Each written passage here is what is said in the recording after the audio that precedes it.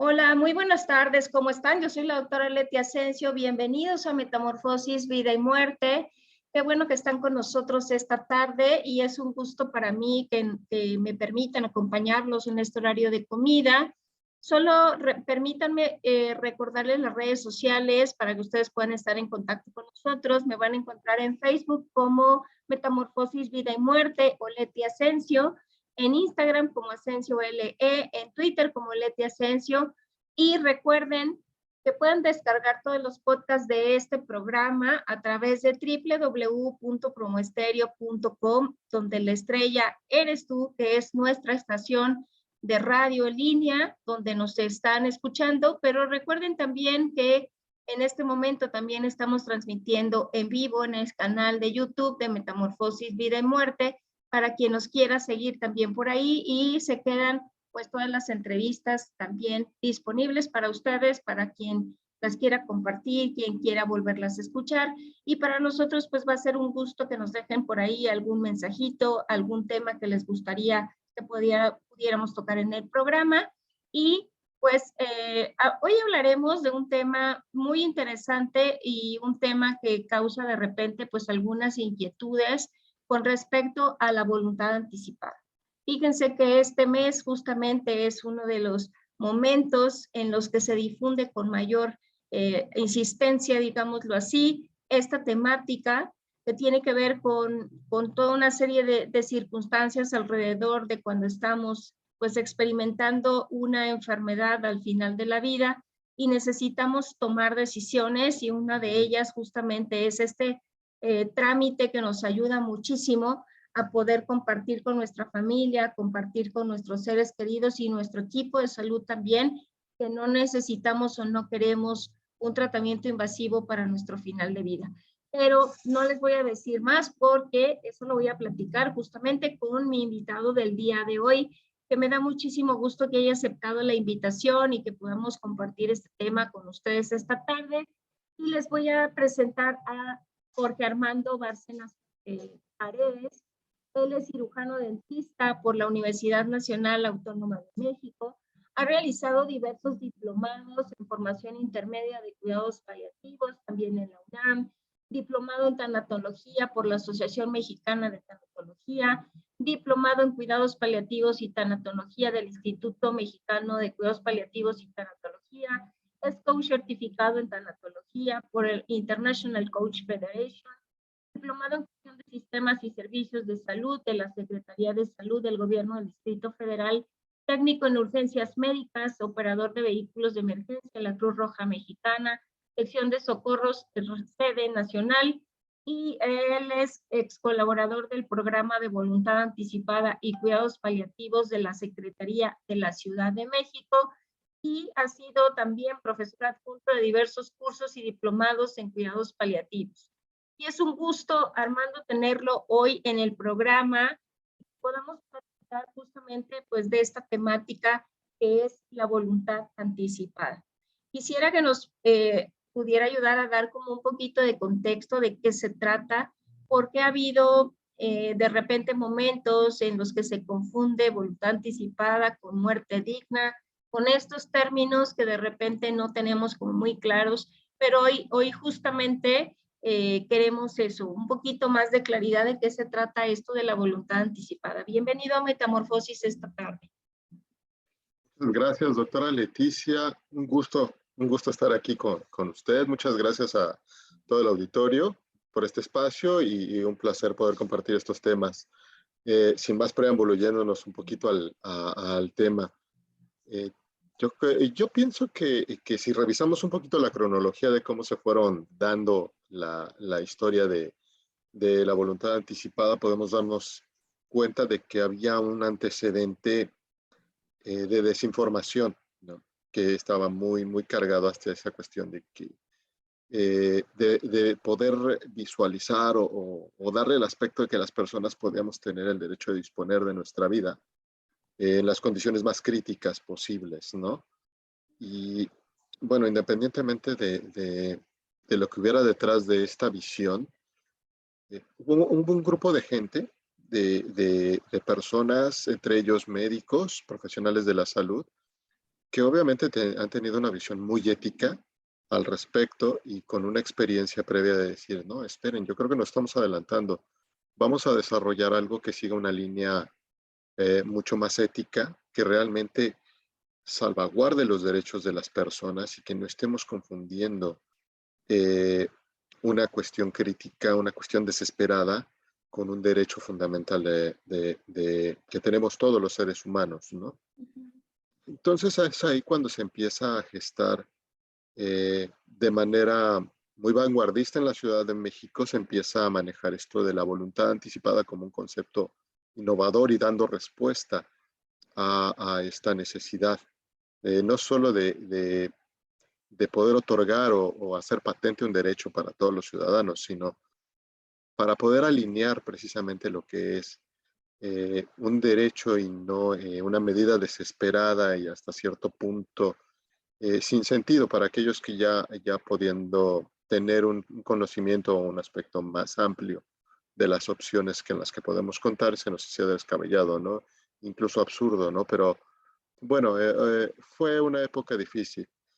Luego entonces es ahí por el mes de enero del año 2008 que se genera esta ley de voluntad anticipada para la entonces Distrito Federal, ya después fue Ciudad de México, que fue precisamente una ley de vanguardia en toda nuestra nación, porque ya sentaba las bases, ¿no? Si bien en su momento fue imperfecta, sí asentaba las bases, daba un antecedente para poder entonces hablar acerca de conceptos que en algún momento se confundían, como tú bien anotas, doctora.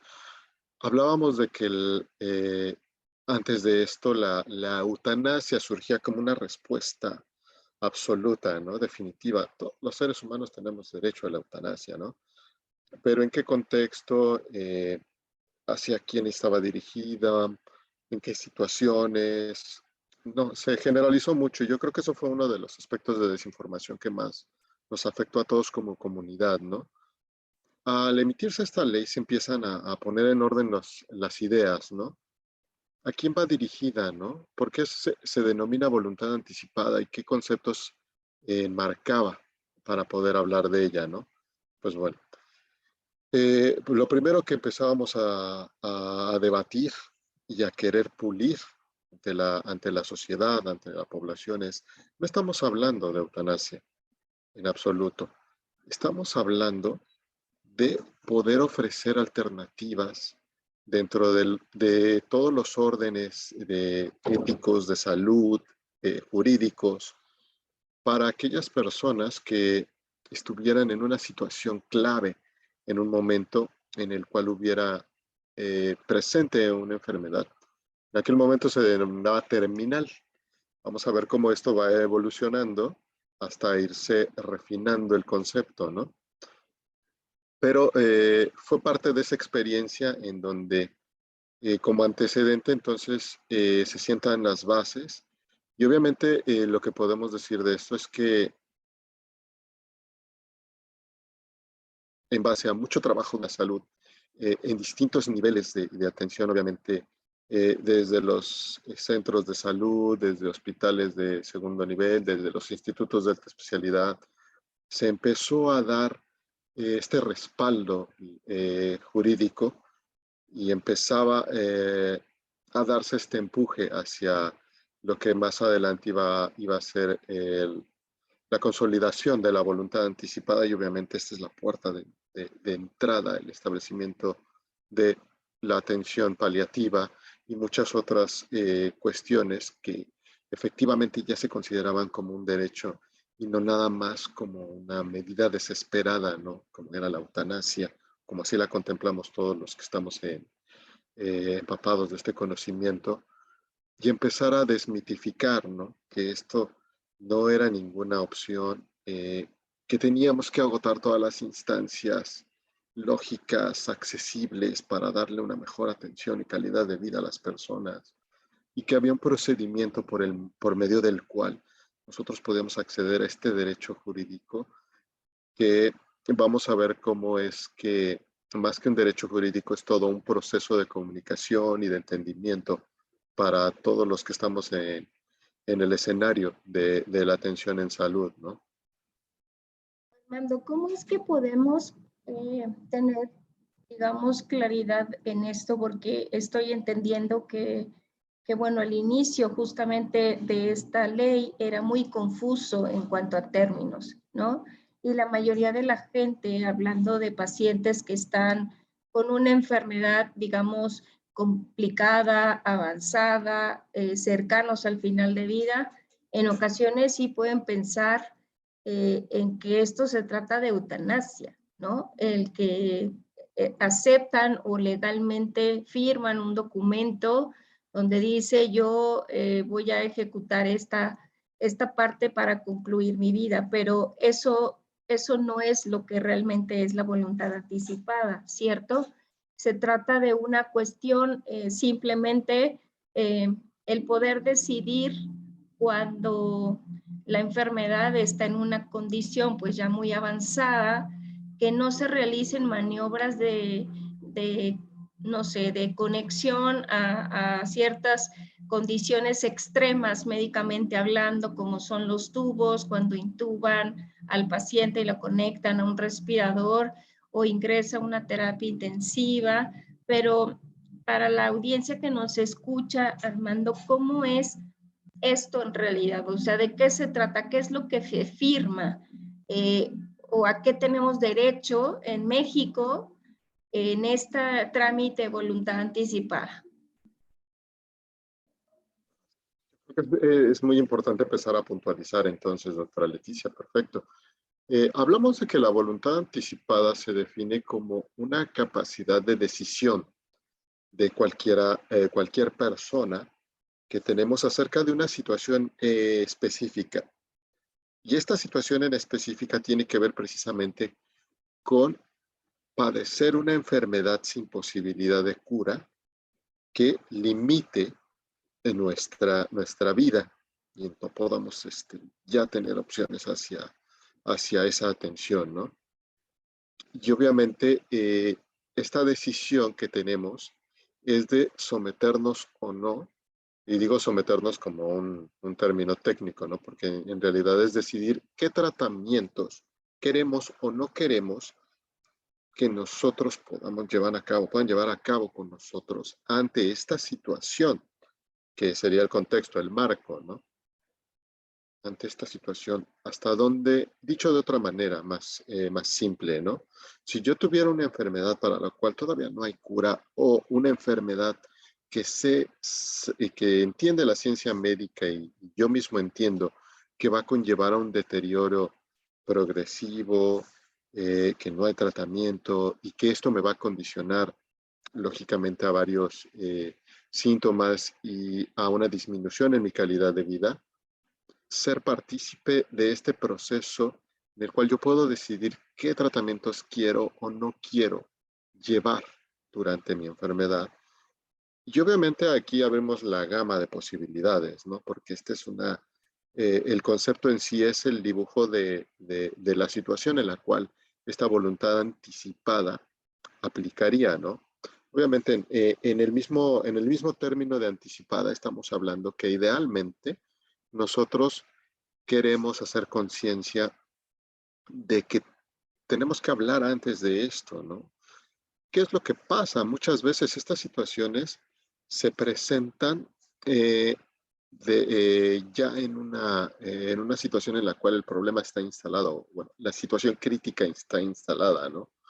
Entonces, a la hora de tomar las decisiones, la persona que está cursando con esta enfermedad eh, a veces es muy complicado en el proceso de entender el proceso de su propia enfermedad, si tiene o no un síntoma presente que le pueda estar brindando un obstáculo para tener esta claridad cognitiva, etcétera, etcétera, ¿no? Es difícil tomar decisiones en esas crisis. Y a veces incluso el paciente no cuenta con la capacidad necesaria, ni la integridad física ni cognitiva, o sea, su nivel de conciencia o la claridad mental para tomar estas decisiones. Entonces, esa decisión suele delegarse a la persona, al familiar más cercano o muchas veces a la persona que está a cargo de su cuidado. No es fácil tomar estas decisiones. Lo que se proyecta y lo que se pretende precisamente es que nosotros podamos plantear un escenario preventivo, que nosotros podamos platicar de esto con anticipación para saber cómo poder tomar la mejor decisión y plantear este contexto en el cual las cosas a todos se nos pueden presentar, ¿no? Inclusive de manera muy súbita, pero bueno, esa es la intención, ¿no? Tenemos este contexto de una enfermedad sin posibilidad de cura y que sabemos que nos va a deteriorar mucho. Entonces, ¿qué podemos hacer, no? Creo que el primer paso en este sentido es abrir el tema, ¿no? Que esto sobrepase la secrecía, el hecho de no hablar de eso. Y esto es una cuestión cultural, doctora, porque muchas veces nosotros no queremos hablar de estos temas porque pensamos que de alguna manera los vamos a invocar. Y entonces dices, no, no hables de la muerte, no hables de enfermedad, porque si ahorita estamos sanos, entonces no sé a qué lo vayamos a traer, ¿no? Y es precisamente una de las cosas que pretendemos se abran, ¿no? Hablar de eso desde antes, oye, ¿qué pasaría? A título personal yo les puedo contar que cuando yo hice mi suscripción, el primer comentario de mi familia fue que ya te vas a morir, que ya piensas en, no te sientes bien, has estado enfermo, algo te pasa. ¿No? Para nada, ¿no? Era más bien, es un tema que quiero abrir con ustedes en este momento. Me gustaría plantearles cuáles son mis decisiones. Y esto rompe muchos esquemas, ¿no? Pero al mismo tiempo abre esas oportunidades. Es decir, bueno, yo ya sé, en el caso de mis padres, en el caso de mis hermanos, cuál sería la forma en la que ellos preferirían que se les atendiera en caso de que tuvieran esta enfermedad con estas características, ¿no? Y eso es lo que sienta las bases, ¿no? Esta apertura del tema y esta comunicación y este entendimiento de saber cómo podríamos reaccionar o qué preferencias tenemos ante esta situación. Me parecería que el siguiente paso es entonces establecer estas preferencias a través de una forma legal validada en la cual pueda existir este respaldo jurídico.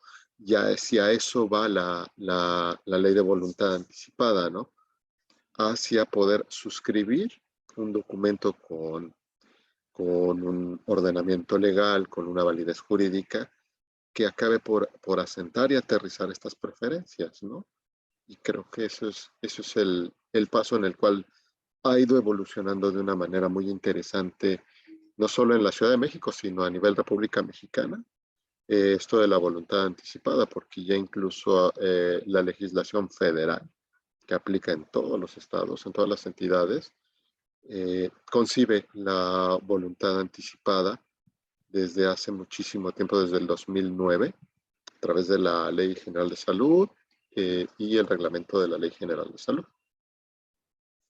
Armando, ahorita me surge como una inquietud que me gustaría que nos ayudara a aclarar. Por un lado, es una cuestión preventiva, ¿no? El pensar que esto es un derecho que yo tengo de elegir, digamos, ciertas cosas con respecto a lo que puede suceder en algún momento crítico si yo padezco de una enfermedad.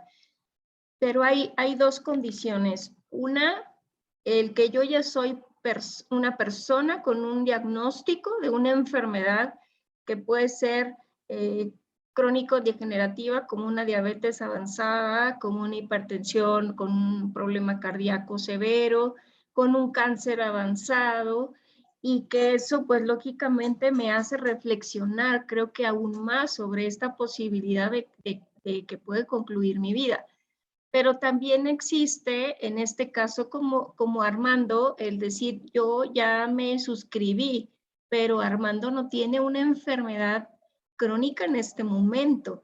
¿Cómo se hace eso? O sea, ¿necesitamos sí tener un diagnóstico o lo podemos hacer aún ahorita? Porque estaba pensando, por ejemplo, en estos tiempos de COVID, Armando, hemos tenido pues algunos que enfrentar esta situación de la enfermedad y más en algunos que se han complicado muchísimo, que han tenido que llegar pues a una unidad hospitalaria y pues a una terapia intensiva, incluso hacer todas estas, digamos, intervenciones terapéuticas con intubación, con respirador, con todas estas cuestiones y que probablemente no tenían una enfermedad previa, ¿no? Que no habían pensado en llenar este tipo de trámites, pero no sé si podamos platicar un poquito al respecto y aclarar cómo hacemos en estas dos condiciones, cuando sí ya tenemos un diagnóstico de alguna enfermedad y cuando no, pero que ahora en situaciones de pandemia nos vimos en la necesidad también de pues, cobijarnos un poco en la parte legislativa ante estos procedimientos, ¿no? Perfecto, excelente pregunta. Yo creo que aquí podríamos puntualizar que la voluntad anticipada, la voluntad anticipada de todas las entidades, pero tomemos, por ejemplo, el marco tipo, el marco de referencia, que es la Ley de Voluntad Anticipada de la Ciudad de México, ¿no? Desde sus inicios planteó dos formas para suscribir esta voluntad anticipada. Una es a través de un documento que denominamos documento notarial, y la otra es a través de un formato hospitalario, ¿no? Son dos vías de suscripción para estas dos formas diferentes o dos momentos distintos, ¿no? En los cuales podemos hacer esta suscripción válida, ¿no? La primera, que es el documento notarial, como su nombre lo indica, se lleva a cabo en las notarías públicas dentro de la Ciudad de México. El procedimiento obviamente lo lleva a cabo el notario dentro de sus funciones. Va a requerir los datos, las identificaciones de todos los involucrados en esta suscripción de voluntad anticipada. Y es importante decir que al ser un procedimiento notarial, él cobra sus honorarios, ¿no? Sí tiene un costo este procedimiento del documento.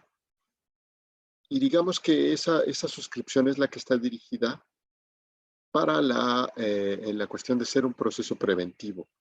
Cualquier persona, en cualquier momento, sin necesidad de tener un diagnóstico, puede realizar esta suscripción, como para tenerla ahí. Tiene más o menos la tónica similar. Obviamente los testamentos están dirigidos a bienes y la voluntad anticipada está dirigida exclusivamente a cuestiones de atención en el ámbito de la salud. Y esto es importante remarcarlo, ¿no? Por otro lado, la suscripción vía formato, esta se lleva a cabo en instituciones de salud, ya sea públicas o privadas. No hay ningún problema en este sentido. Todo el proceso de suscripción lo lleva a cabo el personal de salud, médico, enfermera, trabajador social. Ellos llevan en conjunto la suscripción porque cada uno tiene una parte de la gestión de esta suscripción. Y aquí es importante mencionar que este proceso, el formato está dirigido para ya procesos mucho más cercanos a un proceso de enfermedad. De hecho, como parte de requisito de la suscripción del formato, tiene que ser un resumen médico en donde se establezca precisamente el diagnóstico de la enfermedad con estas características, ¿no? Y obviamente este es el documento que se va a anexar y va a dar sustento al formato.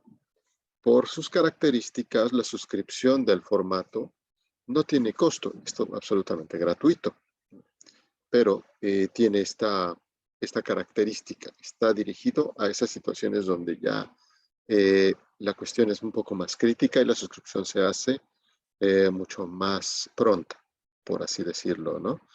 Ambos documentos, tanto el documento como el formato, tienen la misma validez legal. El proceso para cada uno es un poquito diverso. Ya, o sea, porque el documento pues lo hace el notario y al final de esta gestión y de cubrir sus honorarios se emite una escritura. Y esta escritura se le comparte al titular de la suscripción. Y es importante decir, bueno, ¿y yo ahora qué hago con esto? Bueno, esta escritura se recomienda que lo comparta con las personas que están involucradas en el cuidado, sus seres queridos. Y es muy importante mencionar algo que se me estaba yendo. Dentro de la voluntad anticipada, es importante que nosotros designemos a alguien que sea nuestro representante. ¿Esto qué quiere decir? Que en el extremo caso de que yo al suscribir y al hacer efectiva mi voluntad anticipada ya no esté en condiciones eh, neurológicas, consciente, muy deteriorado de mis capacidades para tomar una decisión por mí mismo, sea este representante el que vigile en el mejor de los intereses esta voluntad anticipada que yo ya suscribí.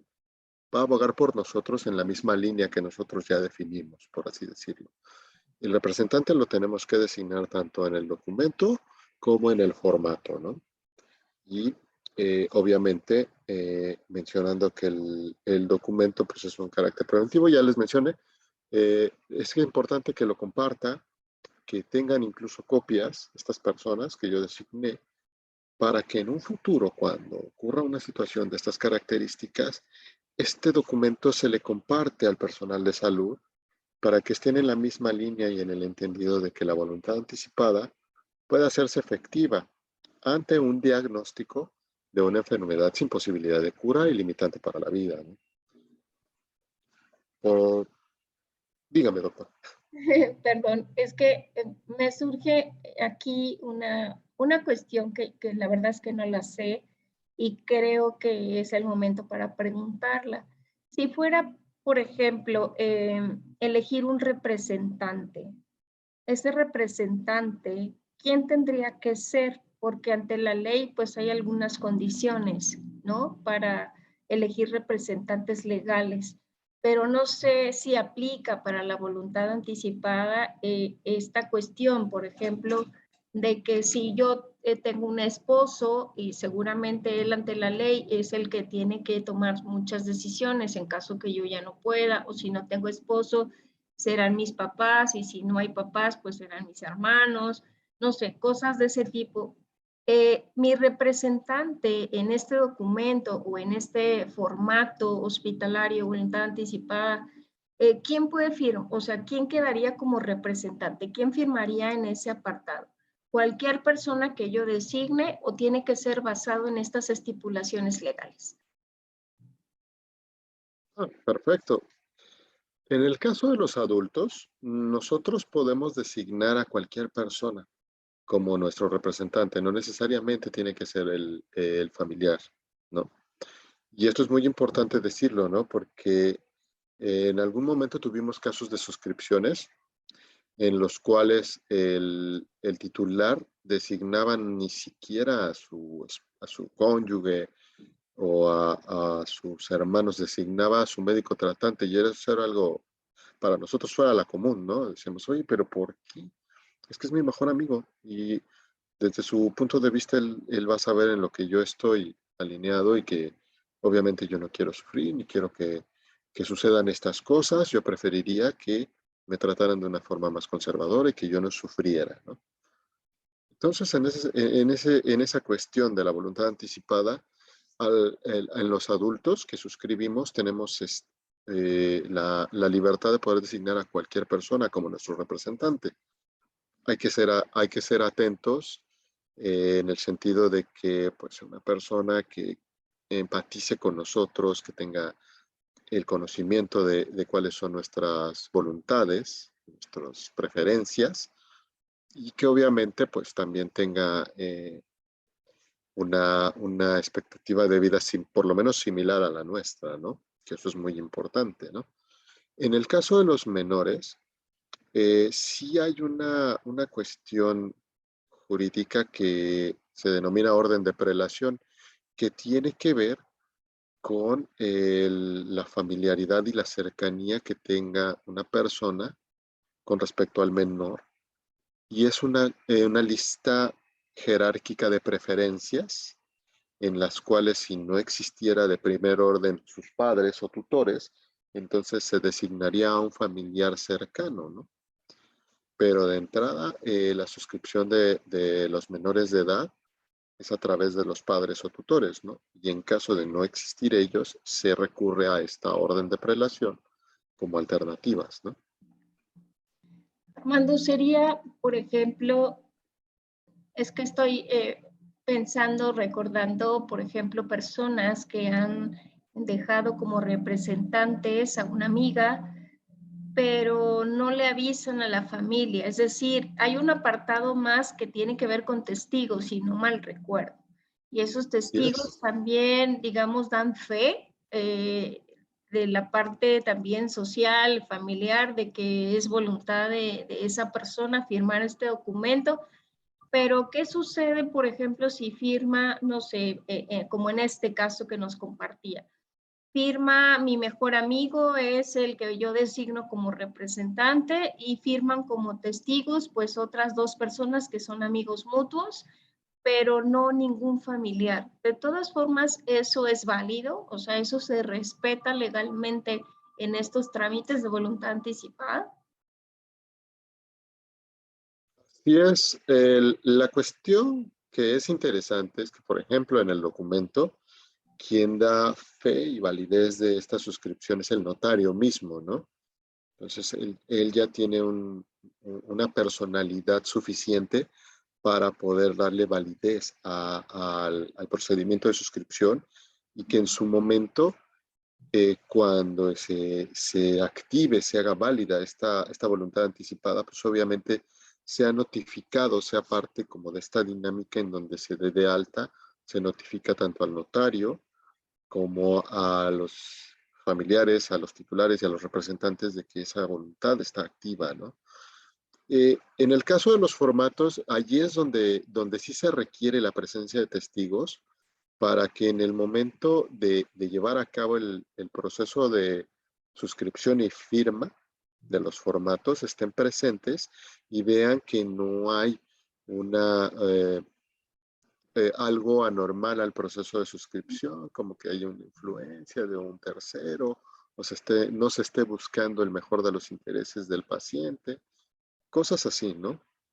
En la suscripción de los formatos, pues obviamente se busca que la familia esté involucrada en el proceso. Personal de salud, ya con la experiencia que ha tenido en estos procesos de suscripción, obviamente lo que fomenta es la mejor comunicación de esta suscripción y no lo ven exclusivamente como la firma de un papel, sino más bien como un proceso precisamente de intercambio de ideas y de toma de decisiones en las cuales todos ya están alineados en el mejor de los intereses y la voluntad del suscriptor, ¿no? Es lo que se busca. Obviamente hay situaciones extraordinarias que a veces sí ponen ciertas barreras para que esta información no fluya, o uno de sus familiares distantes puede de pronto aparecer y no estar al tanto de lo que pase. Sí, no estamos exentos de que esas situaciones se puedan presentar, pero lo que se busca precisamente con esta voluntad anticipada es tener esta comunicación y esta alineación de información, ¿no? ¿Y qué sucede, por ejemplo, si ya tenemos, firmamos nuestro documento, ya sea por la vía notarial o a través de estas instancias hospitalarias, y yo tuviera pues alguna situación complicada? Estoy pensando que sí, me dio COVID, me compliqué, tuve que acudir a una unidad hospitalaria, y el contexto hospitalario tiene la obligación, sobre todo el personal médico, de salvar la vida de las personas a costa de lo que sea, aun cuando eso implique pues introducir algunos, no sé, algunos sustitutos como el ventilador para ayudar a respirar a una persona, la intubación o algunos otros tratamientos de tipo invasivo. ¿Qué pasa si yo llego en esa condición? Llegué allá al servicio de urgencias, me dicen, te tengo que ingresar, yo estoy teniendo esa dificultad respiratoria, pero tengo mi documento de voluntad anticipada que dice que en caso de que yo tuviera justamente esta condición difícil de salud, no se no se realicen maniobras invasivas a mi cuerpo. ¿Qué sucede con el personal médico? ¿Qué sucede con las cuestiones ya de instancias hospitalarias? Tienen que respetar el documento, ellos tienen que seguir actuando porque hay alguna implicación para ellos. ¿Cómo es que funciona en situaciones como estas? Esto es muy interesante de discutir porque obviamente ha habido muchas situaciones, mucha polémica con respecto a esto. Voy a poner dos ejemplos para poder tratar de ser más claro, ¿no?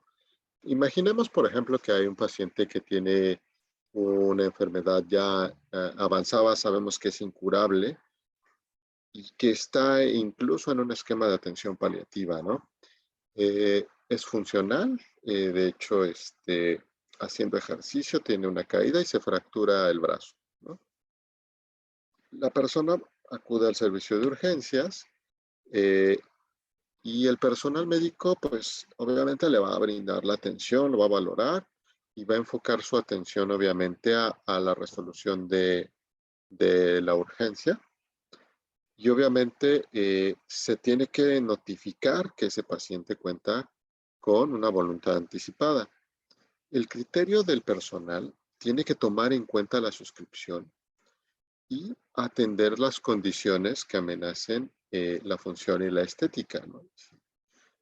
Esta es una cuestión exclusivamente, imaginando la situación hipotética, pues es una cuestión exclusiva de una fractura de un hueso, es ortopedia. Se le brinda la atención, se le valora y se toma en cuenta, pero ¿cuál es la situación clave aquí? Pues obviamente que el personal médico esté al tanto de la suscripción, de la voluntad anticipada y que tome en cuenta cuáles son las implicaciones que esto puede llevar y que se tienen que tomar en cuenta para respetar esta voluntad. Vamos a revisar un poquito más adelante, no tan más adelante, pero ya en breve, lo que es dentro de las voluntades anticipadas ya se contempla algo que es el año pasado se hicieron unas modificaciones a los formatos y ya se incluye algo que se llaman directrices anticipadas o directrices avanzadas, ¿no? Que ya son puntos más específicos en donde se aterriza la voluntad de esta persona, ¿no? Ya introducimos términos clínicos, alcances y límites terapéuticos para que estas situaciones queden aún más claras, ¿no? En caso de que surjan estas necesidades. Voy con un segundo ejemplo, ¿no?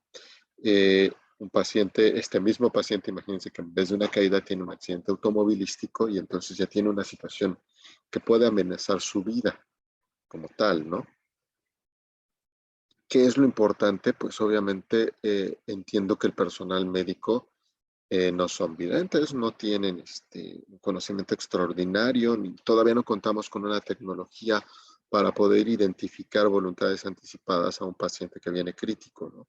Aquí es clave la comunicación, definitivamente, que obviamente no se puede negar la atención ni la valoración médica a ningún paciente, pero un paciente con una voluntad anticipada sí tiene que tomarse en cuenta si está activa la voluntad anticipada, si el paciente ya cuenta con este diagnóstico, que el personal pueda conocer, identificar y poder lograr una adecuación de su esfuerzo terapéutico alineada a su voluntad en el caso de una enfermedad avanzada sin posibilidad de cura, ¿no? ¿Cuál es la gran barrera que en muchas de estas ocasiones se presenta? Pues que hay situaciones agudas, hay urgencias médicas en donde esta comunicación a veces no fluye y llegan los pacientes a los servicios de urgencias, no precisamente de la unidad de atención en donde están recibiendo los cuidados paliativos, y les dan la atención estandarizada, ¿no? Los protocolos de atención de urgencias básicas y avanzadas para reanimación, pero sin el conocimiento. Yo genuinamente creo que no es una mala voluntad ni una ignorancia del personal médico, ¿no? Es tal vez un desconocimiento y una falta de formas de poder identificar las voluntades anticipadas en estos pacientes. Obviamente, ¿qué es lo que se puede recomendar? que cualquier paciente que ya esté con una voluntad anticipada activa pueda cargar con un distintivo o con la misma documento o formato de suscripción y que lo tenga muy a la mano él y sus familiares, su representante, para que en caso de que surja cualquiera de estas eventualidades, pues bueno, pueda fluir la comunicación y adecuar estos esfuerzos terapéuticos de la manera más pronta posible, ¿no? Aquí me gustaría como precisar, Armando, si me ayuda. A ver, en el primer caso, por ejemplo, tenemos un paciente con una enfermedad crónico-degenerativa avanzada y se cae, tiene una fractura. Acude al hospital. Y aquí estoy pensando, si se requiriera de un procedimiento quirúrgico, por ejemplo, de alta invasión, donde el paciente requiere pues tener una colocación de placas y demás, someterse a una anestesia que es riesgoso de acuerdo a su estado de salud, es ahí donde aplicaría la voluntad anticipada. Sin embargo, si tuviera sí una fractura que no requiriera más que todo este proceso de cuidado y de confort que pueden darle para el control del dolor, para a lo mejor colocarle una férula o algo así, ahí probablemente pues reciba la atención adecuada sin requerir en ese momento en particular del documento. ¿Estoy entendiendo así? Así es, obviamente, dependiendo del caso, la resolución de la cuestión de ortopedia, de la fractura a la que estemos proyectando esta hipótesis, puede requerir de un manejo muy específico, quirúrgico, etcétera, o puede requerir de un manejo más conservador, pero obviamente esto entra también en el ámbito de lo que el paciente necesite y lo que el paciente desee, ¿no? Si sabemos que esto puede tocar un punto sensible que tenga que ver con un soporte vital avanzado, un manejo avanzado de vías aéreas, como es la intubación endotraqueal, soporte ventilatorio y todo esto, hay precisamente en las voluntades anticipadas, en el apartado de las directrices, se abordan estos aspectos, ¿no?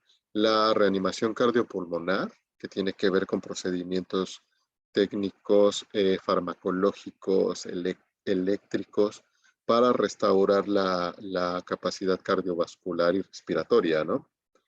El apoyo mecánico ventilatorio, que es precisamente parte del protocolo de atención de soporte vital avanzado.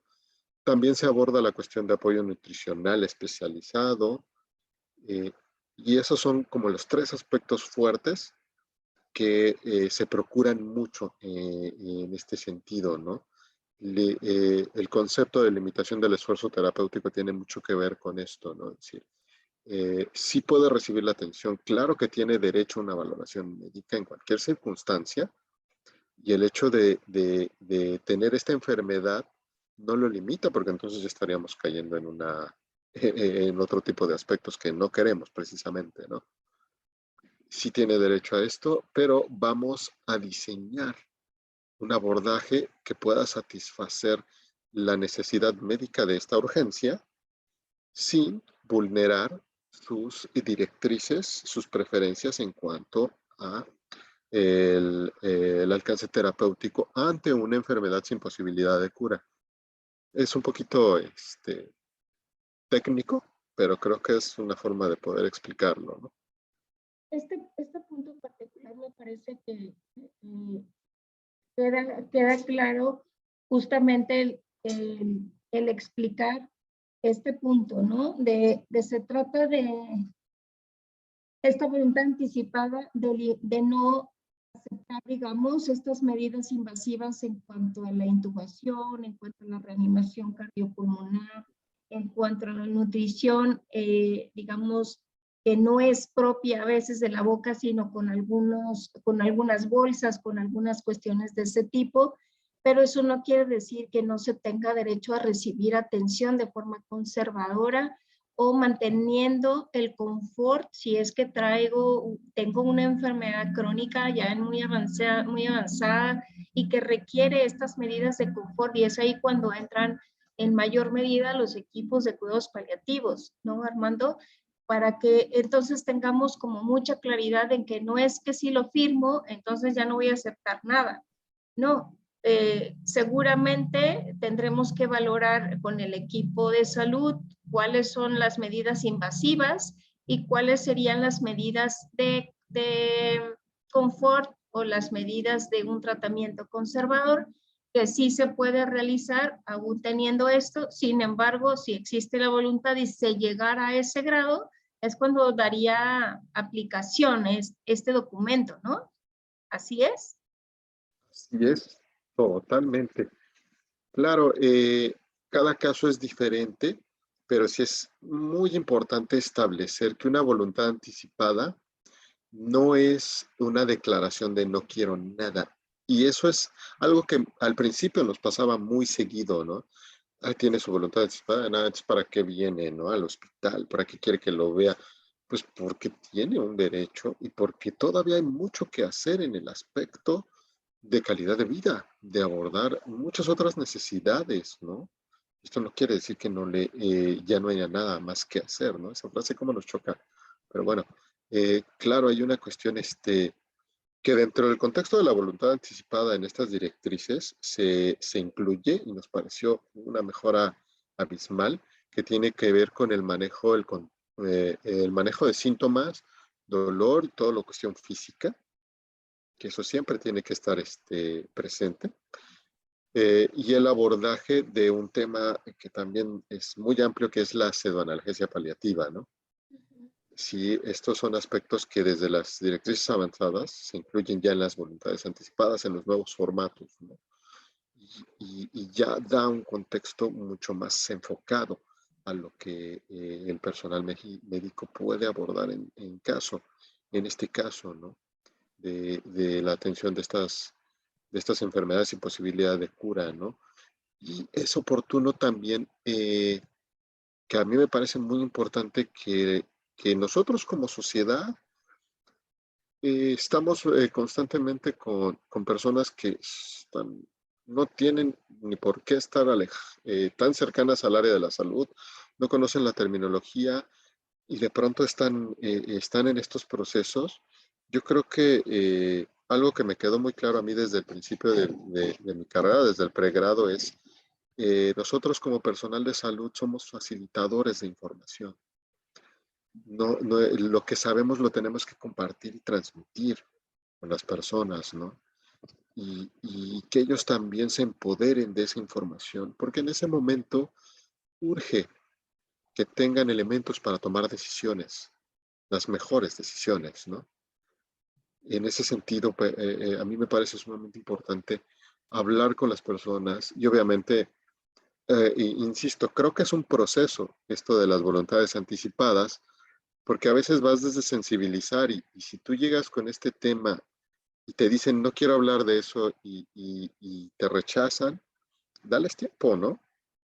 Dales tiempo a que procesen sus emociones, a que vayan digiriendo el golpe de la crisis estate por ahí, ¿no? Sé cercano a ellos porque llega un momento entonces en donde tienen esa necesidad, ya sea que ellos te busquen o te refieran, y entonces tú ya empiezas a hablar de esos temas, ¿no? Y por un lado das información y por el otro das esa contención y se vuelve un proceso en donde esa cercanía es muy particular, ¿no?